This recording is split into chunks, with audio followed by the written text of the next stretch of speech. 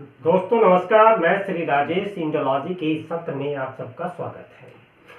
Donald Trump के अमेरिकी राष्ट्रपति का चुनाव जीतने और उसके बाद उनकी ओर से अपनी कैबिनेट और प्रशासन में जिन लोगों को शामिल करने की घोषणा की जा रही है, इसके बाद पूरी दुनिया में एक तरह से हलचल मच गई है और कहीं कहीं तो मेल्टडाउन बड़े पैमाने पर शुरू हो गया है।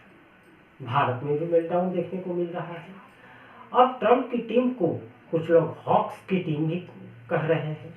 दरअसल ट्रंप ने उन व्यक्तियों को अपनी कैबिनेट या प्रशासन में शामिल किया है जो मजबूत राष्ट्रीय सुरक्षा नीति, आक्रामक विदेश नीति और सख्त सैन्य हस्तक्षेप के समर्थक माने जाते हैं।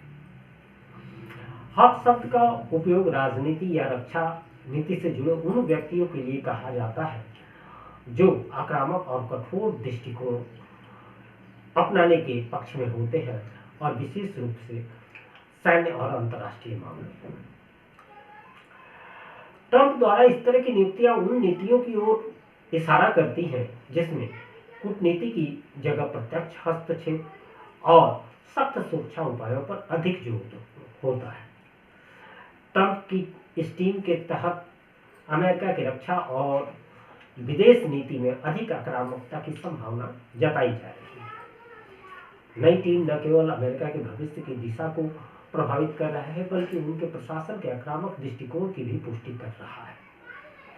ट्रंप की इस नई टीम में अब तक जो कुछ प्रमुख चेहरे शामिल हुए हैं, इनमें JD Vance, Elon Musk, Vivek Ramaswamy, Tulsi Gabbard, Marco Rubio, Mike Waltz और पीट हैग्सेथ जैसे लोग हैं।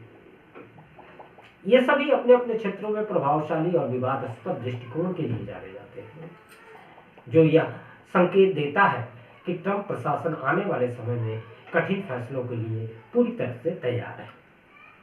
इन सभी के राष्ट्रीय राजनीतिक दृष्टिकोण जो है वह विश्व राजनीति में एक महत्वपूर्ण भूमिका निभाते रहे हैं।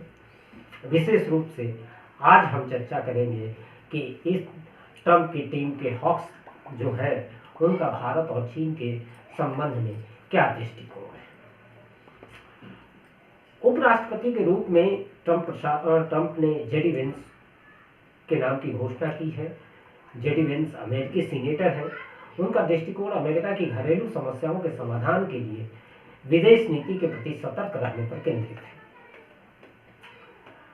है। वेंस चीन को एक प्रमुख आर्थिक और राष्ट्रीय सुरक्षा के लिए चुनौती मानते हैं। वे चीन के साथ व्यापारिक संबंधों पर सख्ती बरतने के समर्थक हैं और अमेरिका की आर्थिक संप्रभुता के लिए चीन पर निर्भरता को कम करने की वकालत करते हैं। तो वहीं वेंस भारत को चीन के मुकाबले एक महत्वपूर्ण रणनीतिक साझेदार के रूप में देखते हैं। वे भारत के साथ घनिष्ठ रक्षा और व्यापारिक संबंधों को बढ़ावा देने के पक्षधर हैं। Elon Musk Department of Government Efficiency के हेड के तौर पर उनकी नियुक्ति हुई है। इनके साथ विवेक रामास्वामी का भी नाम है। विवेक रामास्वामी की चर्चा करेंगे। इसके पहले एलन मस्क का जो है उनका मुख्य ध्यान टेक्नोलॉजी, स्पेस रिसर्च और एनर्जी पॉलिसी पर केंद्रित है, लेकिन उनका चीन और भारत के प्रति दृष्टिकोण उनके व्यावसायिक हितों को प्रभावित कर सकता है। मस्क की कंपनियां जैसे टेस्ला है चीन में बड़ी मात्रा में उत्पादन करती है, जिससे उनके दृष्टिकोण में एक प्रकार की व्यवहारिकता भी देखने को मिलती है। हालांकि मस्क चीन के साथ तकनीकी प्रतिस्पर्धा को लेकर अमेरिका की स्थिति मजबूत करने के समर्थक रहे हैं। मस्क भारत को एक उभरते हुए बाजार और संभावित उत्पादन केंद्र के रूप में देखते हैं। ये भारत में टेस्ला के विस्तार के लिए और हरित ऊर्जा की दिशा में सहयोग बढ़ाने के पक्षधर है। एक बात यहाँ गौर करने वाली है कि दुनिया के नामचीन अमीरों की जो सूची है उसमें मस्क का नाम आता है और मस्क ने जिस प्रकार ट्रंप के चुनाव अभियान में ट्रंप के साथ समर्थन में काम किया है, अगर थोड़ी देर के लिए ये मान ले कि अगर ट्रंप की जीत न होती और उनकी जगह कमला हैरिस अगर सत्ता में आती तो ट्रंप को इसकी क्या कीमत चुकानी पड़ सकती थी। यही इस बात को इंगित करता है कि वास्तव में ये हॉक्स है, क्योंकि बाजी मार लेना ही सबसे बड़ी उपलब्धि होती है और बाजी मार लेने वाले को ही हॉक्स कहते हैं। अब बात करते हैं विवेक रामास्वामी की। विवेक रामास्वामी की जड़ें हिंदुस्तान से जुड़ी हुई हैं। वे दक्षिण भारत से उनका संपर्क बताया जाता है।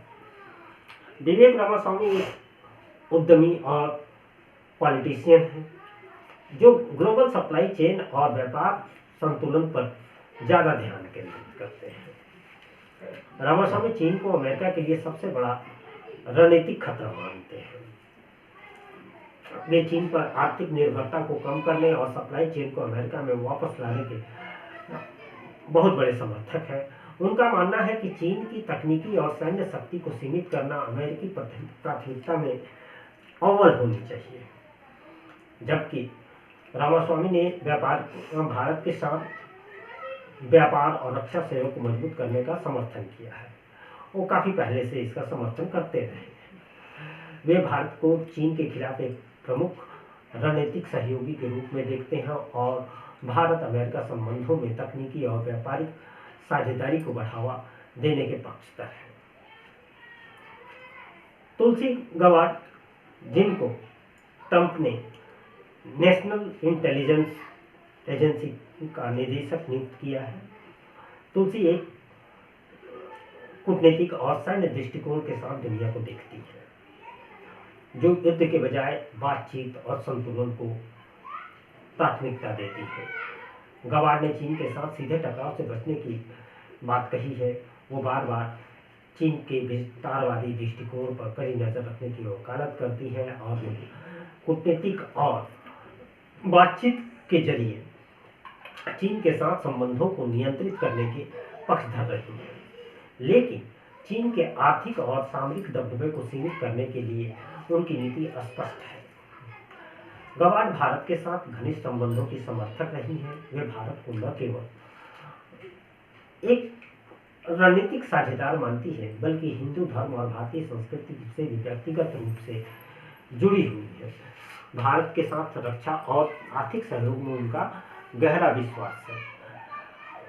अगर बात करें तुलसी की, तो वास्तव में वो हिंदू धर्म को जरूर मानती है, लेकिन भारत के साथ उनका कोई वैसे विवेक रामास्वामी की तरह कोई संबंध नहीं है। हाँ, हिंदू धर्म की वजह से और भारतीय संस्कृति के साथ उनके प्रेम की वजह से उनका संबंध भारत के साथ माना जाता है। अब हम बात करें अगर मार्को रूबियो की, तो मार्को रूबियो अमेरिकी कांग्रेस में भारत कॉकस के सदस्य रहे हैं और एक कट्टर विदेश नीति के समर्थक रहे हैं, जो अमेरिका की वैश्विक स्थिति को मजबूत बनाए रखने पर ध्यान केंद्रित करते हैं। अगर उनके ख्यालात चीन के संबंध में हम रेखांकित करें, तो रूबियो चीन को अमेरिका का प्रमुख रणनीतिक प्रतिद्वंदी मानते हैं। वे चीन के साथ आर्थिक और तकनीकी प्रतिस्पर्धा को लेकर बेहद सख्त रखते हैं। वे मानते हैं कि चीन के आर्थिक और सैन्य विस्तार को रोकना अमेरिका के लिए एकदम से अनिवार्य है। रूबियो भारत को एक महत्वपूर्ण रणनीतिक साझेदार मानते हैं, विशेषकर इंडो पैसिफिक रीजन में। उनका मानना है कि भारत के साथ मजबूत रक्षा और आर्थिक संबंध चीन के खिलाफ एक शक्तिशाली गठबंधन बना सकता है। तो माइक वोल्टा, जो अमेरिका के नए एनएसए होने वाले हैं, वह एक पूर्व सैन्य अधिकारी हैं और उनकी प्राथमिकता राष्ट्रीय सुरक्षा और सैन्य शक्ति को मजबूत करने पर है। माइक वोल्ट का रुख चीन के प्रति एकदम से सख्त रहा है। वे चीन को अमेरिका के सबसे बड़े भू राजनीतिक दुश्मन के रूप में देखते हैं और चीन के खिलाफ कड़े सैन्य और आर्थिक कदम उठाने के पक्षधर रहे हैं। उनका मानना है कि चीन जो है उसके बढ़ते वैश्विक प्रभाव को रोकना सबसे ज़्यादा जरूरी है। जो अमेरिका की आक्रामक नीति, इसको रोकने के लिए अमेरिका को आक्रामक नीति अपनानी चाहिए। वो भारत के साथ मजबूत सैन्य और सामरिक साझेदारी का समर्थन करते हैं। वे भारत को इंडो पैसिफिक रीजन में चीन के खिलाफ एक महत्वपूर्ण सहयोगी मानते हैं और अमेरिका की सुरक्षा रणनीति में भारत की भूमिका को जो पहले से ही है लेकिन उसे और बढ़ाने की वकालत करते हैं। पीट हेग्सेथ एक पूर्व सैनिक अधिकारी रहे हैं और टीवी होस्ट रहे हैं। अमेरिकी राष्ट्रीय सुरक्षा और विदेश नीति के मामलों में उनके विचार करे हैं। हालांकि उन्हें जब सेक्रेटरी ऑफ डिफेंस के रूप में नियुक्ति की बात चली तो उस पर कई लोगों ने ऐतराज भी जताया, लेकिन उनका मानना है कि चीन एक प्रमुख खतरा है और अमेरिका की सुरक्षा और आर्थिक नीतियों में चीन के खिलाफ आक्रामक रुख अपनाने के लिए समर्थक रहे हैं। वे चीन की विस्तारवादी नीति और उनकी आर्थिक शक्ति को सीमित करने के लिए अमेरिकी सैन्य और आर्थिक सामर्थ्य को मजबूर करने पर जोर देते हैं। हेग्सेथ भारत को चीन के खिलाफ अमेरिका का स्वाभाविक नेचुरल अलायंस मानते हैं।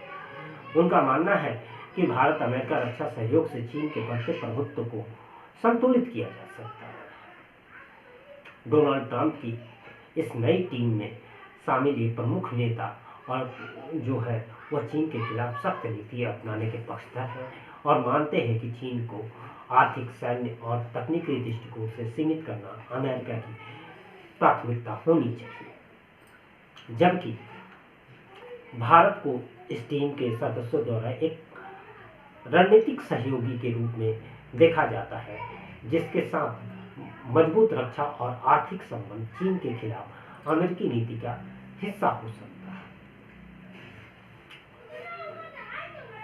ट्रंप की इस हॉक्स टीम भारत के लिए फिलहाल तो सकारात्मक दिखती है। इस विषय में आपके विचार भले ही अलग हो सकते हैं, लेकिन आप अपने विचार कमेंट बॉक्स में जरूर साझा करें ताकि संवाद का सिलसिला चलता रहे।